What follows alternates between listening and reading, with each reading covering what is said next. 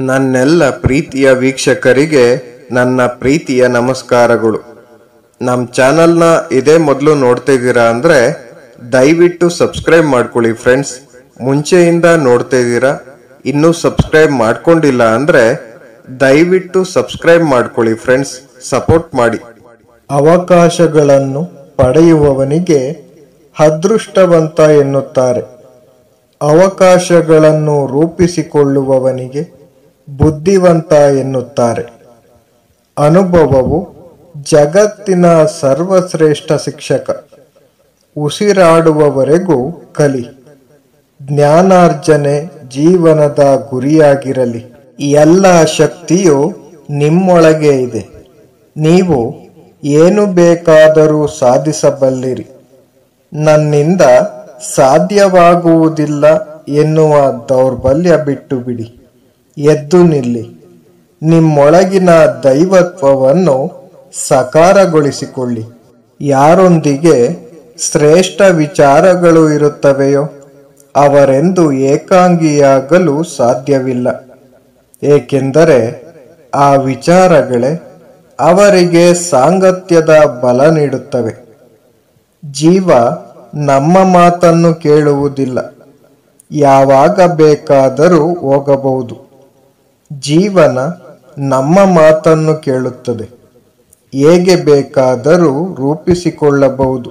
ಯಾರಿಗೆ, ಯಾವಾಗ, ಏನು, ಎಷ್ಟು ಕೊಡಬೇಕೆಂಬುದನ್ನು ಆ ಭಗವಂತನೇ ಬಲ್ಲ. ನಮ್ಮದಲ್ಲದನ್ನು ಹಠದಿಂದ ದಕ್ಕಿಸಿಕೊಂಡರೆ ಅದು ಬಹಳ ಕಾಲ ನಮ್ಮ ಬಳಿ ನಿಲ್ಲುವುದಿಲ್ಲ. ಸೌಂದರ್ಯಕ್ಕೆ ಬಹಳ ಬೇಗ ಮರಳಾಗಿ ಬಿಡುತ್ತೇವೆ. ಆದರೆ ಬಾಳಬೇಕಾಗಿರುವುದು ವ್ಯಕ್ತಿತ್ವದ ಜೊತೆಗೆ ಎಂಬ ವಾಸ್ತವ ಗೊತ್ತಿರುವುದಿಲ್ಲ. ಕಷ್ಟಗಳು ನಿನಗೆ ಎದುರಾದಷ್ಟು ನೀನು ಬಲಿಷ್ಠನಾಗುತ್ತೀಯ. ಹಾಗಾಗಿ ಕಷ್ಟಗಳನ್ನು ತುಂಬು ಹೃದಯದಿಂದ ಸ್ವಾಗತಿಸು. ವ್ಯಕ್ತಿ ಶಕುನಿಯಾದರೆ ಸಮಾಜ ಕುರುಕ್ಷೇತ್ರವಾಗುತ್ತದೆ.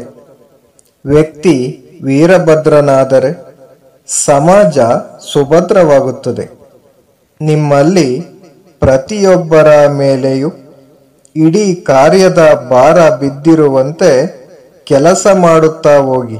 ನೀನು ಮಾಡಿದ ತಪ್ಪಿಗೆ ಎದುರು ನಡೆಯಬೇಡ. ತಪ್ಪು ಮಾಡದೆ ಎದುರಾಳಿಗೆ ತಲೆ ಎಂದು ತಗ್ಗಿಸಬೇಡ. ಜ್ಞಾನಕ್ಕಾಗಿ ಯಾರನ್ನಾದರೂ ಬೇಡು. ಅನ್ನಕ್ಕಾಗಿ ಯಾರನ್ನು ಬೇಡಬೇಡ. ಯಾರೋ ಒಬ್ಬರಿಗಾಗಿಯೂ ಅಳಬೇಡಿ. ಅವರು ನಿಮ್ಮ ಕಣ್ಣೀರಿಗೆ ಯೋಗ್ಯರಲ್ಲ. ಯಾರು ನಿಮ್ಮ ಕಣ್ಣೀರಿಗೆ ಯೋಗ್ಯರು ಅವರು ನಿಮ್ಮನ್ನು ಅಳಲು ಬಿಡುವುದಿಲ್ಲ. ಸಾಧ್ಯವಾದರೆ ಸಹಾಯ ಮಾಡಿ. ಇಲ್ಲದಿದ್ದರೆ ಕೈಕಟ್ಟಿಕೊಂಡು ಸುಮ್ಮನೆ ನಡೆಯುವುದನ್ನು ನೋಡುತ್ತೀರಿ. ನಿಮಗೆ ಸಹಾಯ ಮಾಡಲಾಗದಿದ್ದರೆ ನೋಯಿಸಲು ಪ್ರಯತ್ನಿಸದಿರಿ. ನಮ್ಮ ದುಃಖಗಳಿಗೆಲ್ಲ ನಾವೇ ಜವಾಬ್ದಾರರು, ಮತ್ತಾರೂ ಅಲ್ಲ. ನಮ್ಮ ಅದೃಷ್ಟವನ್ನು ರೂಪಿಸಿಕೊಳ್ಳುವವರು ನಾವೇ. ಅದೃಷ್ಟ ಎಂದರೆ ಅವಕಾಶವನ್ನು ಪಡೆಯುವವನು. ಬುದ್ಧಿವಂತ ಎಂದರೆ ಅವಕಾಶವನ್ನು ಸೃಷ್ಟಿಸಿಕೊಳ್ಳುವವನು. ನಮ್ಮ ಆಲೋಚನೆಗಳೇ ನಮ್ಮನ್ನು ರೂಪಿಸುತ್ತದೆ. ಆದ್ದರಿಂದ ಏನನ್ನು ಯೋಚಿಸುತ್ತೀರೋ ಅದರ ಬಗ್ಗೆ ಎಚ್ಚರದಿಂದಿರಿ. ಹಿಂದಿರುಗಿ ನೋಡುವ ಅವಶ್ಯಕತೆ ಇಲ್ಲ. ಮುಂದೆ ನೋಡಿ. ನಮಗೆ ಅನಂತ ಶಕ್ತಿ, ಅನಂತ ಉತ್ಸಾಹ, ಅನಂತ ಧೈರ್ಯ, ಅನಂತ ತಾಳ್ಮೆ ಬೇಕು. ಆಗ ಮಾತ್ರ ಮಹತ್ ಕಾರ್ಯಗಳನ್ನು ನಾವು ಸಾಧಿಸಬಹುದು.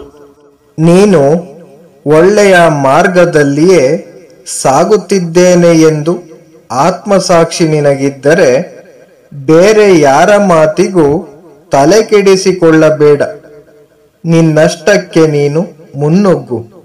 ನೀನು ಹೇಗಿದ್ದರೂ ಜನ ಆಡಿಕೊಳ್ಳುತ್ತಾರೆ. ಆ ಮಾತುಗಳನ್ನು ಲೆಕ್ಕಿಸದೆ ಮುಂದೆ ಸಾಗು.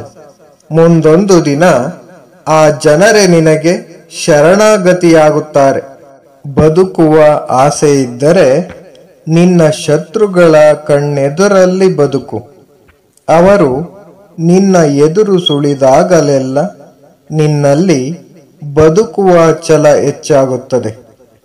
ಎದ್ದು ನಿಲ್ಲಿ, ಧೈರ್ಯದಿಂದಿರು, ಬೈಗುಳಗಳನ್ನು ಸ್ವೀಕರಿಸು. ಇತರರ ಮೇಲೆ ಕೆಸರೆರಚುವುದನ್ನು ಬಿಡು. ನಿನ್ನ ಸಮಸ್ಯೆಗಳಿಗೆ ನೀನೇ ಕಾರಣ ಎನ್ನುವುದನ್ನು ಮರೆಯಬೇಡ. Thank you for watching friends. Please subscribe my channel.